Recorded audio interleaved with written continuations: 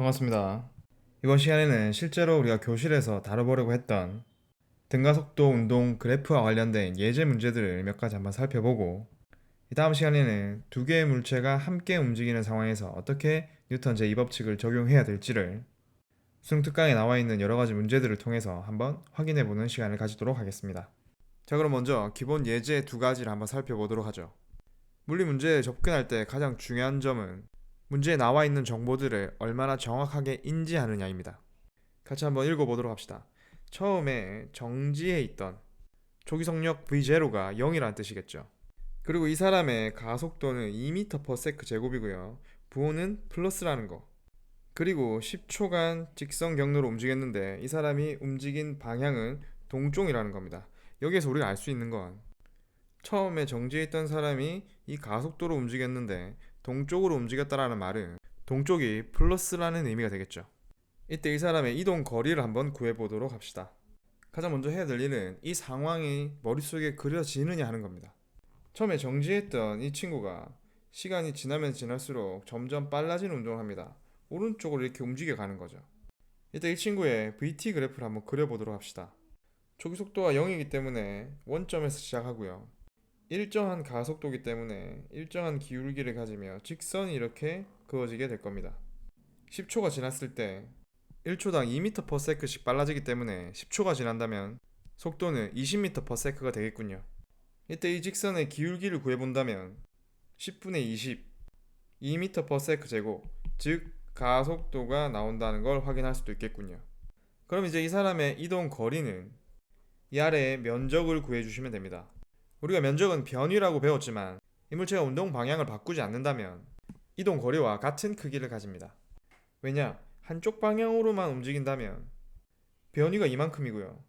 이동 거리도 이만큼이 되는 거죠. 자, 그럼 면적을 구해보도록 합시다. 삼각형의 면적은 밑변 곱하기 높이 나누기 2로 구할 수가 있죠. 이렇게 되기 때문에 이동 거리는 100m라는 걸 알 수 있겠군요. 참 쉽죠? 자, 좋습니다. 이 사이타마를 데리고 다음 문제로 넘어가 보도록 해보겠습니다. 자, 같이 한번 읽어볼까요? 자, 이번에도 직선 경로 위에서, 자, 물리학 1에서는 직선 앞, 뒤, 위, 아래 이렇게 직선에서 움직이는 경우만 다룹니다. 초기 속도 10m/s로 오른쪽으로 출발했군요. 그리고 하자마자 마이너스 2m/s의 가속도로 3초간 감속했습니다. 자, 여기서 속도는 플러스 부호를 가지고 있는데 가속도는 마이너스 부호를 가지고 있다는 말은 속도가 점점 느려진다는 걸 의미를 하겠죠.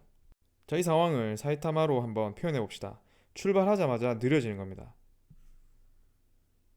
자, 표현하기가 굉장히 어렵지만 이런 형태가 되겠죠.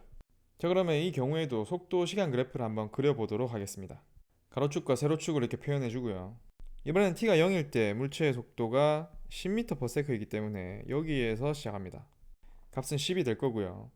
마이너스 2m/s 제곱이라는 것의 의미는 1초당 2m/s씩 속도가 변한다는 뜻이죠. 이 경우는 속도와 가속도의 부호가 반대이기 때문에 속도가 점점 느려지는 형태가 될 겁니다. 그래서 그래프는 이런 형태로 그려지게 될 거고요. 기울기가 마이너스라는 거 잘 봅시다. 자, 그럼 3초 뒤에 이 물체의 속도는 얼마가 되어 있을까요? 그렇죠. 1초당 2씩 변하기 때문에 3초 동안 6이 변할 거고요. 그래서 속도는 4m/s가 되겠군요. 이때 이동 거리는 이 그래프의 아래 면적이 되겠죠. 그럼 이때 이 사다리꼴의 면적을 바로 구해 주셔도 되고요. 사다리꼴의 면적을 구하는 것이 저는 너무 어렵기 때문에 이를 삼각형과 사각형으로 나누어서 면적을 구해 보도록 하겠습니다. 이 아래 사각형의 면적은 12m가 되겠고요. 이 위에 삼각형의 면적은 높이가 6, 밑변이 3이기 때문에 9m가 되겠군요. 그래서 이때 이동 거리는 21m가 된다는 걸 확인할 수 있습니다. 이번엔 이를 등가속도 운동 공식을 활용해서 한번 구해보도록 하죠. 등가속도 운동 두 번째 공식을 활용하면 초기속도 V0는 플러스 10이고요. 이때 플러스 마이너스를 주의해서 사용하셔야 됩니다. 시간은 3초간 가속을 했죠. t도 3이 되고요. 가속도는 마이너스 2m/s 제곱이 되죠. 그럼 이 값들을 다 대입해 본다면 이런 식으로 나타나고요. 30에다가 9를 빼준 값이기 때문에 21m가 된다는 걸 알 수가 있습니다. 이렇게 그래프를 이용하는 것과 공식을 활용하는 것, 이 두 가지는 반드시 모두 연습을 해 주셔야 됩니다. 자, 문제들이 더 있지만 다 살펴보진 않을 거고요. 하나만 더 살펴보도록 합시다. 사이타마는 반드시 데려갑시다. 자, 같이 한번 읽어볼까요? 자, 처음에 이 녀석의 속도가 2m/s군요. 초기의 속력이 2m/s라는 거 나왔고요. 그 다음에 5m/s의 가속도로 움직였군요. 그럼 이때 A가 5m/s 제곱이라는 거 알 수가 있고요. 둘의 부호가 같은 걸로 봐서 속도가 점점 빨라지게 되는 상황이겠군요. 일정 시간이 지난 뒤, 자, 얼마인지는 안 나와 있어요. 얼마가 지난 뒤에 속도가 12m/s가 되었다고 하는군요. 그럼 이때 이동 거리 S를 묻고 있습니다. 자, 저는 먼저 이걸 그래프로 한번 그려보도록 하겠습니다. 사이타마로 한번 재현을 해보도록 하죠. 처음 2m/s의 속도로 움직이다가 점점 빨라지면서 속도가 변했습니다. 이때 이 사람의 이동 거리는, 자, 먼저 x축과 y축을 그리고요. 세로는 v, 가로는 t가 되겠군요. 앞서 문제 할 때 깜빡했지만 반드시 단위를 이렇게 적어 주셔야 됩니다. m/s.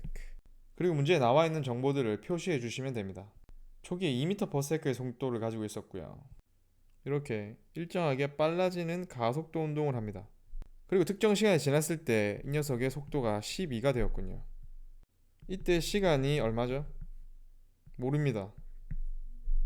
하지만 우리는 가속도가 5라는 걸 알고 있죠. 1초당 5m/s씩 빨라지는 겁니다. 처음에 2에서 12가 되었다면 속도 변화량은 10이 되죠. 그러면 이 10만큼이 증가하기 위해서는 몇 초가 지나야 될까요? 그렇죠. 2초가 지났을 때 속도가 10만큼이 빨라진다는 걸 우리는 알 수 있습니다. 그럼 이때 이동 거리는 또 어떻게 구하면 되나요? 이 사다리꼴의 면적을 구하면 되겠죠. 사다리꼴의 면적을 구하는 수학 스킬은 너무 어렵기 때문에 저는 이번에도 이를 사각형과 삼각형으로 나누어서 면적을 구해보도록 하겠습니다. 아래 사각형 면적은 4m고요. 위에 있는 삼각형의 면적은 높이가 10이고요. 밑변이 2이기 때문에 10m가 되겠군요. 자, 그럼 이 둘 더하면 14m가 바로 이동 거리가 되겠군요. 그럼 이 또한 등가속도 운동 공식으로 같은 값이 나오는지 한번 확인해 봅시다. 등가속도 운동 공식 두 번째는 v0t 플러스 2분의 1 at 제곱이었죠. 그럼 여기 우리가 아는 값은 v0가 2라는 거, 그리고 a가 5라는 거 알고 있습니다. t는 어떻게 알 수 있을까요? 그것은 바로 등가속도 운동 첫 번째 공식을 쓰셔야 됩니다. v는 v0 플러스 at라는 거죠. 이때 v가 12의 값을 가지고 있고요. v0는 2, 그리고 가속도는 5고요. 그 다음에 시간 t가 되겠죠. 자, 그럼 이 식을 정리하면 10은 5t이기 때문에 t가 2라는 걸 아실 수가 있습니다. 그럼 이때 이 t를 두 번째 공식에 대입을 해주시면 s는 2 곱하기 2 더하기 2분의 1 곱하기 5 곱하기 2의 제곱 4가 되죠.